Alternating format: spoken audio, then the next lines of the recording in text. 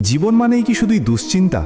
সকালে ঘুম থেকে উঠে রাতে ঘুমানো পর্যন্ত কি হবে, কি করব, এইসব ভেবেই কি আমাদের দিন কাটে? যদি বলি হাজার বছরের পুরনো এক মহাপুরুষের বাণী আজও আমাদের এই সমস্যা থেকে মুক্তি দিতে পারে। হ্যাঁ, আমি শ্রীকৃষ্ণের কথা বলছি। কুরুক্ষেত্রের যুদ্ধে অর্জুনের দুশ্চিন্তা দূর করতে তিনি যে গীতাজ্ঞান দিয়েছিলেন তা কেবল অর্জুনের জন্য ছিল না, তা ছিল আমাদের সবার জন্য। আজ আমরা সেই 10টি মহামূল্যবান উপদেশ নিয়ে কথা বলবো, যা আপনার জীবনের সব দুশ্চিন্তা দূর করে দেবে। শ্রীকৃষ্ণ বলেন, যা ঘটে গেছে তা ভালোই ঘটেছে। এক রাজা তার মন্ত্রীকে খুব ভালোবাসতেন। মন্ত্রী সবসময় বলতেন, যা ঘটে তা ভালোর জন্যই। একদিন রাজার হাত কেটে গেল। রাজা দুঃখ পেয়ে বললেন, এবারও কি বলবে যা ঘটে তা ভালোর জন্য? মন্ত্রী বললেন, হ্যাঁ মহারাজ, এটিও ভালোর জন্য। রাজা রেগে মন্ত্রীকে কারাবন্দী করলেন। কিছুদিন পর রাজা শিকারে গেলেন এবং অন্য রাজ্যের দস্যুদের হাতে ধরা পড়লেন। তারা দেবীকে নরবলি দিত, কিন্তু দেখল রাজার হাত কাটা, তাই তাকে ছেড়ে দিল। রাজা প্রাসাদে ফিরে এসে মন্ত্রীকে মুক্ত করলেন এবং তার কাছে ক্ষমা চাইলেন। আমাদের জীবনে অনেক দুঃখ আসে, কিন্তু মনে রাখতে হবে এর পেছনে কোনো না কোনো কারণ লুকিয়ে থাকে। সময়ের সাথে সাথে আমরা বুঝতে পারি কেন এটি ঘটেছে। শ্রীকৃষ্ণ বলেন, তোমার কর্মে মনোযোগ দাও, ফলে নয়। একজন কৃষক খুব পরিশ্রমী ছিলেন, কিন্তু ফল ভালো হতো না। তিনি হতাশ হয়ে ঈশ্বরের কাছে প্রার্থনা করলেন। ঈশ্বর তাকে বললেন, তুমি শুধু তোমার কর্তব্য করো, আমি ফল দেব।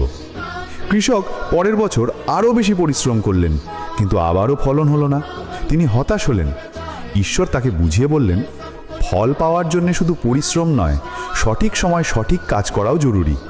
তুমি নিজের কাজকে 100% দাও, ফল দেওয়া আমার দায়িত্ব।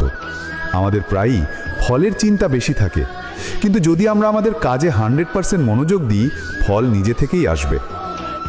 শ্রীকৃষ্ণ বলেন, আসল শত্রু তোমার মনের ভেতরে।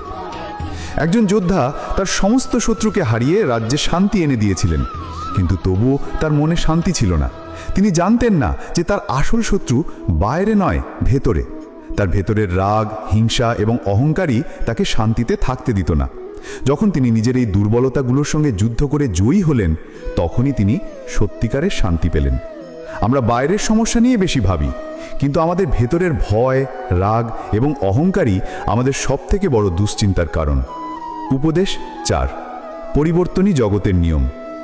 আমাদের জীবনে ঋতু পরিবর্তন হয়।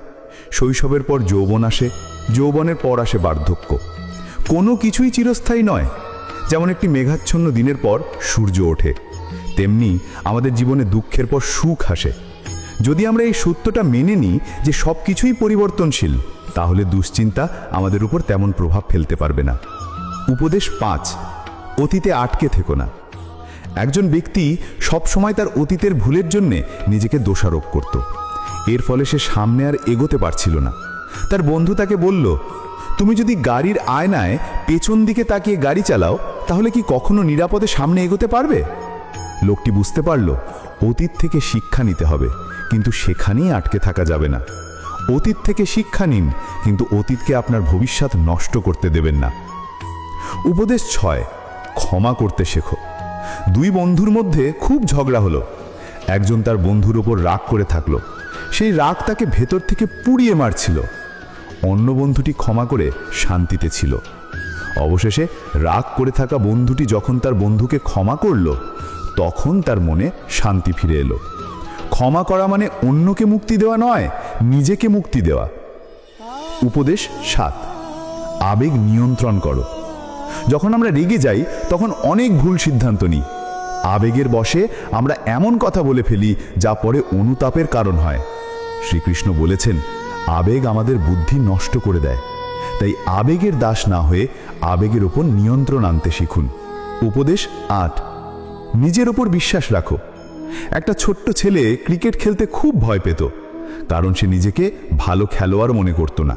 তার কোচ তাকে বলেছিলেন, তুমি কেমন খেলোয়াড় তা অন্যরা ঠিক করবে না, তুমি নিজে ঠিক করবে। নিজের ওপর বিশ্বাস রাখো। এক সময় সে ভালো খেলোয়াড় হিসেবে পরিচিতি পেল। আত্মবিশ্বাসী সাফল্যের মূল চাবিকাঠি। উপদেশ 9, আশা কখনো হারিও না। অন্ধকার রাতের পর যেমন সূর্য আসে, তেমনি আমাদের জীবনের দুশ্চিন্তার পর সুখ আসবে। আমাদের শুধু অপেক্ষা করতে হবে এবং আশা রাখতে হবে। যত কঠিন সময়ে আসুক না কেন, আশা কখনো হারিও না। উপদেশ 10, ভালোবাসা ছড়িয়ে দাও। যখন আমরা ভালোবাসা দিই, তখন আমরা তা ফেরত পাই। ভালোবাসা আমাদের মনকে শান্ত করে, আমাদের দুশ্চিন্তা কমায় এবং আমাদের জীবনকে আরও সুন্দর করে তোলে। চারপাশে ভালোবাসা ছড়িয়ে দিন, দেখবেন আপনার নিজের জীবনও শান্তিতে ভরে উঠবে। শ্রীকৃষ্ণের এই উপদেশগুলো কোনো ধর্মের গণ্ডিতে আবদ্ধ নয়, এগুলো জীবনের শাশ্বত সত্য। দুশ্চিন্তা থেকে মুক্তির জন্য কোনো জাদুকরী উপায় নেই, আছে শুধু সঠিক জ্ঞান আর সেই জ্ঞানকে জীবনে প্রয়োগ করার সাহস। যখনই মন খারাপ হবে, মনে রাখবেন আপনি একজন যোদ্ধা। আপনার জীবনের কুরুক্ষেত্রে আপনি একাই লড়ছেন, আর আপনার রথের সারথি হলেন শ্রীকৃষ্ণ, যিনি আপনাকে পথ দেখাচ্ছেন। এই ভিডিওটি আপনার ভালো লাগে তাহলে লাইক করুন, শেয়ার করুন এবং আপনার মতামত কমেন্টে জানান। এরকম আরও ভালো ভালো ভিডিও পেতে আমাদের ভক্তিকথা চ্যানেলটি সাবস্ক্রাইব করুন। ধন্যবাদ।